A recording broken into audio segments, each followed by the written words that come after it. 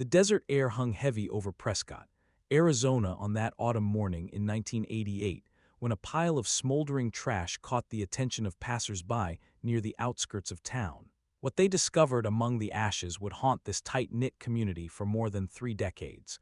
Charred remains, burned beyond recognition, lay concealed within the debris. It was a discovery that would launch one of Arizona's most perplexing cold cases, a mystery that would take over 30 years to unravel and would ultimately shock everyone who thought they knew the truth.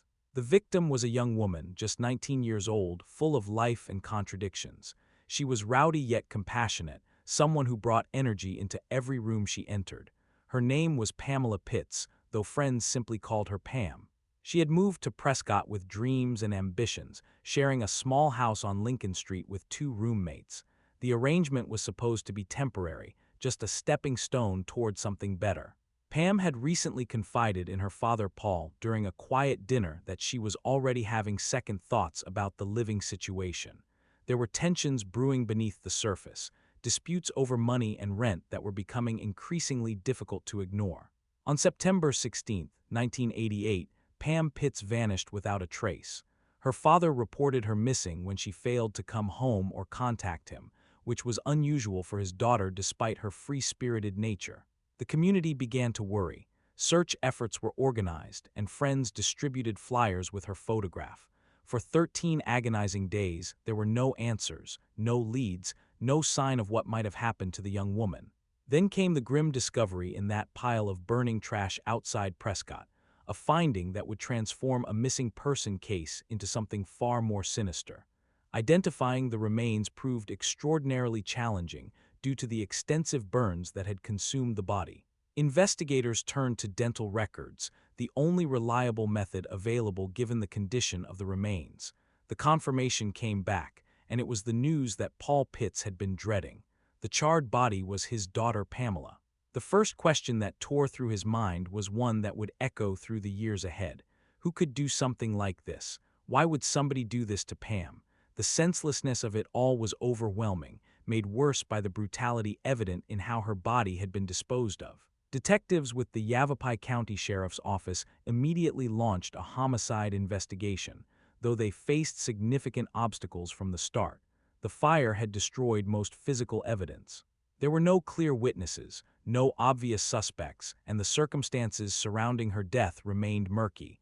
Tips began pouring in from the community, each one offering a different theory, a different possible culprit. Some whispered about a satanic cult operating in the area. Others pointed fingers at a local drug dealer known for his violent tendencies. There was talk of a cowboy who had been seen around town, an ex-lover with a grudge, and even a man nicknamed Half-Track who seemed to know more than he should. Some speculated that Pam had died from an overdose at one of the remote party spots in central Arizona where young people gathered, and that someone had panicked and tried to cover it up. Despite the flood of tips and theories, investigators kept circling back to one person who seemed to generate more suspicion than anyone else. Shelley Harmon, one of Pam's roommates, the woman who shared that small house on Lincoln Street. There was something about her story that did not quite add up, inconsistencies that nagged at the detectives working the case. But suspicion alone was not enough. They needed evidence, and evidence was precisely what they lacked. The investigation stalled, then went cold, joining the growing pile of unsolved cases that haunted law enforcement agencies across the state. Years passed, then decades. The case file gathered dust while the world moved on, though Paul Pitts never stopped wondering about justice for his daughter. Life continued in Prescott, and the memory of Pamela Pitts began to fade from public consciousness, remembered only by those who had loved her and the detectives who had failed to solve her murder. Meanwhile, Shelley Harmon's life took a dark turn that would eventually circle back to that night in 1988. In the years following Pam's death, Harmon became involved with a man named Raymond Clerks. Their relationship was turbulent and volatile, marked by arguments and conflicts that escalated over time. Then, in a shocking act of violence, Harmon shot and killed Clerks. She was arrested, tried, and convicted of murder. The court sentenced her to 20 years in prison for fatally shooting her ex-boyfriend. As she began serving her sentence, whispers followed her into the correctional facility. Other inmates heard the rumors. Guards exchanged knowing glances. Everyone seemed to suspect that this was not Harmon's first victim, that she carried the weight of another death on her conscience. The investigation into Pam Pitt's murder had never truly closed, merely gone dormant. Cold case detectives periodically reviewed the file, hoping that new technology or a fresh perspective might unlock the mystery. They continued to view Harmon as their primary suspect, but they still lacked the concrete evidence needed to bring charges. The case seemed destined to remain unsolved, another tragedy lost to time and circumstance. But then something unexpected happened during Harmon's incarceration. Prison calls are routinely monitored and recorded, and investigators began picking up fragments of conversations that suggested Harmon knew more about Pam's death than she had ever admitted. After serving her full 20-year sentence for the murder of Raymond Clerks, Shelley Harmon walked out of prison. She had paid her debt to society for that crime, but investigators were not ready to let her disappear into obscurity. They had been building a case, slowly and methodically, gathering what little evidence they could find and preparing for the moment when they might finally get justice for Pamela Pitts. Nearly 30 years after Pam's body was found in that pile of burning trash, authorities made their move. The arrest came as a shock to the community. Shelley Marie Harmon, also known as Shelley Norgard, was taken into custody in Nevada and charged with the 1988 murder of her former roommate. She was 46 years old at the time of her arrest, nearly twice the age she had been when Pam died. The news rippled through Prescott and beyond. People who had known both women struggled to process what had happened. Neighbors who remembered that small house on Lincoln Street found themselves revisiting memories through a darker lens. The case that had gone cold for so long was suddenly at the forefront of everyone's minds again. Building a prosecutable case against Harmon proved more difficult than authorities had anticipated. More than 3 decades had passed since the murder. Physical evidence remained scarce, nearly non-existent after the fire that had consumed Pam's body. Many potential witnesses had died in the intervening years. Others could no longer reliably remember the events of 1988, their memories clouded by time and age. The prosecution faced an uphill battle, and they knew it. A significant blow came when a judge ruled on a critical piece of evidence. Prosecutors had hoped to introduce testimony about Harmon's murder of Raymond Clerks, arguing that it established a pattern of violence and demonstrated her capacity for killing. The defense objected strenuously, and the court ultimately sided with them. The Clerks' murder was ruled inadmissible as evidence in the Pitts case. The risk of unfair prejudice was too great, the judge determined. The 2 killings had to be treated as separate events, regardless of how they might be connected in reality. Another challenge emerged from the autopsy report itself. The extent of Pam's burns had made a conclusive determination of cause of death nearly impossible. While the report listed homicide as the manner of death, the court ruled that no one could definitively suggest it was a homicide or probable homicide during trial proceedings. The ambiguity created reasonable doubt, the kind of doubt that could lead a jury to acquit. Prosecutors found themselves in an increasingly precarious position. They wanted justice for Pam Pitts and closure for her family, but they also had to be realistic about their chances of securing a conviction at trial. Negotiations began between the prosecution and defense attorneys. What emerged was an eyebrow-raising plea deal that would satisfy no one completely, but might be the only path forward. The terms were controversial and would generate significant public debate. Harmon would plead guilty to second-degree murder, finally admitting her role in Pam's death and providing details about what really happened that night. In exchange, she would not face additional prison time beyond what she had already served for the Clerks' murder. The decision was not made lightly. Prosecutors consulted extensively with the Pitts family, explaining the weaknesses in their case and the very real possibility that Harmon might walk free if they went to trial and lost. Paul Pitts faced an agonizing choice. He could insist on a trial, gambling that a jury would convict his daughter's killer despite the evidentiary challenges. But if they lost, Harmon would be acquitted and could never be tried again. Or he could accept the plea deal, ensuring that Harmon at least admitted her guilt and that the truth would finally be known. After much soul-searching and family consultation, the Pitts family gave their consent to the plea agreement.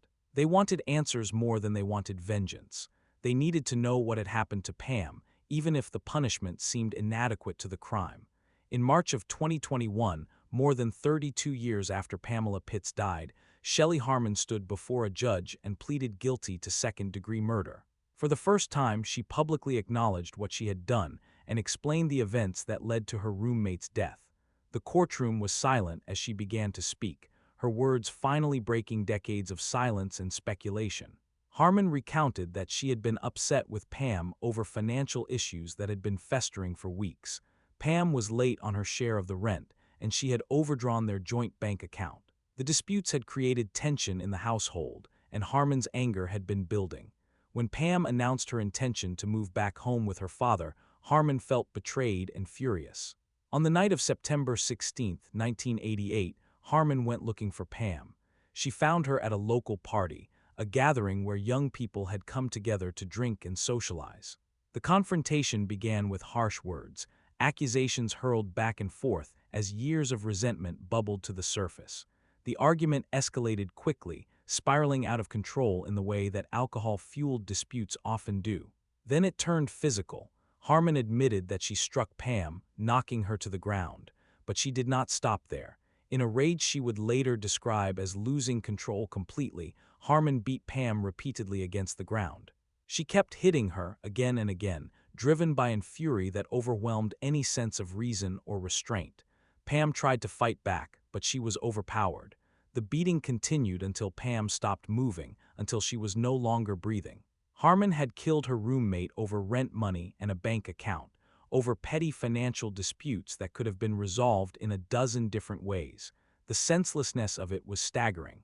What happened next showed a level of calculation that chilled everyone who heard the confession. Harmon did not call for help or express remorse. Instead, she made a decision to cover up what she had done. She disposed of Pam's body in a pile of trash on the outskirts of Prescott, then set it on fire. The flames were meant to destroy any evidence, to make identification difficult or impossible, to buy time and perhaps even make the death look like an accident or the work of someone else. For 13 days, while Paul Pitts agonized over his missing daughter and the community searched for any sign of her, Harmon remained silent. She knew where Pam was, she knew what had happened, and she said nothing. Investigators would later discover additional details that painted an even more disturbing picture. During a search of the house Pam had shared with Harmon and their other roommate, detectives found a photograph of Pamela Pitts inside the wood stove. Someone had attempted to burn it, perhaps as part of the effort to erase her existence. The symbolism was haunting, a young woman's image consumed by flames just as her body had been. The guilty plea and confession brought a measure of closure to the Pitts family, though it could never truly heal the wound of losing Pam. Paul Pitts had waited more than 3 decades for this moment, for someone to be held accountable for his daughter's death. The terms of the plea deal frustrated many in the community who felt that justice had not truly been served. Harmon would not spend another day in prison for killing Pam, having already served 20 years for a different murder. To some, it seemed like she was getting away with it, that the system had failed. Prosecutors defended their decision, emphasizing that securing a conviction at trial was far from guaranteed. They pointed to the weak physical evidence, the inadmissible testimony about the clerk's murder, the ambiguous autopsy findings, and the faded memories of potential witnesses. A guilty plea ensured that Harmon admitted her crime and that the historical record would forever reflect her responsibility for Pam's death. It brought the truth into the light after years of shadows and speculation. For the Pitts family, knowing what happened proved more important than exacting maximum punishment. The case highlighted the challenges that cold case investigators face when decades have passed since a crime occurred. Evidence degrades or disappears entirely. Witnesses die or forget crucial details.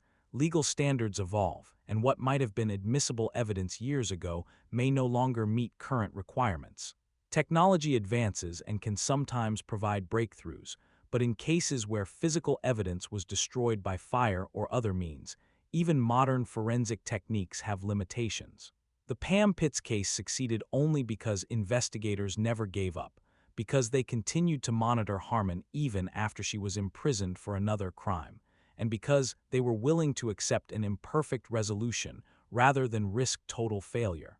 The community of Prescott, which had lived with the unsolved murder for so long, struggled to process the resolution. Some residents remembered Pam Pitts, recalled her energy and her contradictions, the way she could be both rowdy and compassionate in equal measure. Others had only heard stories, the legend of the young woman whose burned body was found in the trash and whose killer had walked free for 3 decades. The revelation that it had been her roommate all along, someone she had trusted and lived with, someone who had killed over something as mundane as rent and a bank account, was almost too much to comprehend. Questions lingered even after the confession. How had Harmon lived with herself for all those years, knowing what she had done? Had she felt remorse, or had she justified it somehow in her own mind? What had driven her to such violence not once but twice, taking the lives of 2 people in separate incidents years apart? Psychologists and criminologists might offer theories about personality disorders, impulse control issues, or the escalation of violent behavior, but the truth remained locked inside Harmon's psyche, accessible only to her. The legal system had done what it could within the constraints of evidence and time. A guilty plea had been entered, the truth had been spoken in open court, and the case file could finally be closed. But the human cost could never be calculated or remedied. Pamela Pitts had been robbed of her future at age 19, denied the chance to grow, mature, find love, build a career, or start a family. Her father had lived for more than 30 years without justice, wondering every day who had killed his daughter and why. The community had carried the weight of an unsolved murder, a reminder that evil could strike anywhere, and that sometimes the guilty escaped punishment. For those who study cold cases and criminal justice, the Pam Pitts murder offers important lessons. It demonstrates the value of persistence in investigations, the importance of monitoring suspects even when charges cannot immediately be filed, and the role that prison communications can play in building cases. It also illustrates the difficult choices prosecutors must make when evidence is weak, but they still want to achieve some measure of justice for victims and their families. The plea deal that allowed Harmon to avoid additional prison time was controversial, but it accomplished something that decades of investigation had not. It forced the killer to admit the truth and provided closure to a family that had waited far too long. The story resonated beyond Arizona, becoming part of the broader conversation about cold cases and the challenges of solving historical crimes. True crime enthusiasts and documentary makers took interest in the case, drawn by its dramatic elements and the shocking nature of the confession. The fact that Harmon had been suspected for so long yet had evaded charges for decades created a narrative tension that captivated audiences. When she finally confessed as part of a plea deal that seemed to let her off easy, public opinion was divided between those who felt any resolution was better than none and those who believed the justice system had failed. The Pitts family tried to focus on the positive aspects of the resolution, choosing to remember Pam as she had been in life rather than dwelling on the circumstances of her death. They shared photographs and memories with reporters, painting a picture of a vibrant young woman whose light had been extinguished far too soon. Paul Pitts expressed gratitude that he had lived long enough to see his daughter's killer brought to justice, even if that justice felt incomplete.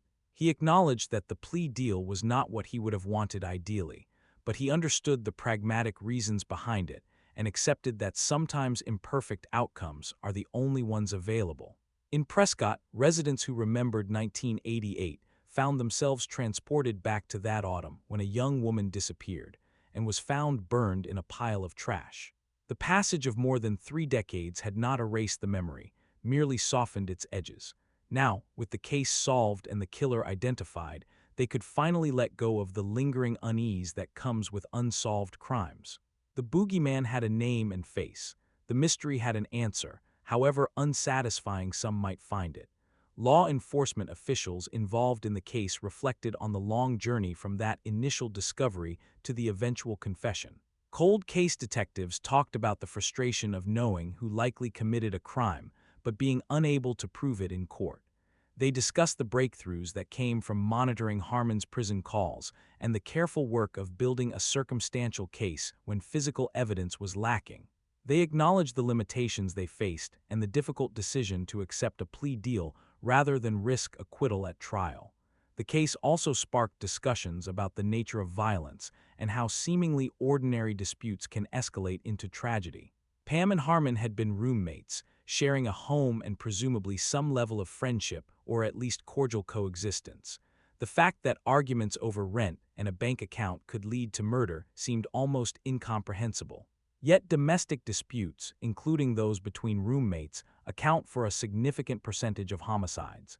The proximity of shared living spaces, the financial stresses that often accompany such arrangements, and the inability to escape conflicts can create volatile situations. Some wondered whether warning signs had been present before that fatal night in September 1988. Had Harmon shown violent tendencies earlier? Were there incidents that might have predicted her capacity for killing? The later murder of Raymond Clerks suggested a pattern of violent behavior, though the circumstances of that killing were different. Understanding what drives someone to commit murder remains one of the great challenges of psychology and criminology, with answers that vary from case to case and person to person. As the dust settled on the case, attention turned to other cold cases that remained unsolved in Arizona and across the country. The Pam Pitts investigation served as both inspiration and cautionary tale for families still waiting for answers about their own missing or murdered loved ones. It proved that cases could be solved even after decades had passed, that persistence and new approaches could yield results when traditional methods had failed. But it also demonstrated that resolution does not always bring satisfaction, that justice can be complicated and imperfect, and that the legal system sometimes makes compromises that feel inadequate to the magnitude of the crime. The small house on Lincoln Street, where Pam and Harmon had lived, stood as a silent witness to the tragedy that had unfolded there. New residents came and went over the years, likely unaware of the history attached to the address. The party spot where the fatal confrontation occurred had probably changed as well, its role in the story forgotten by most.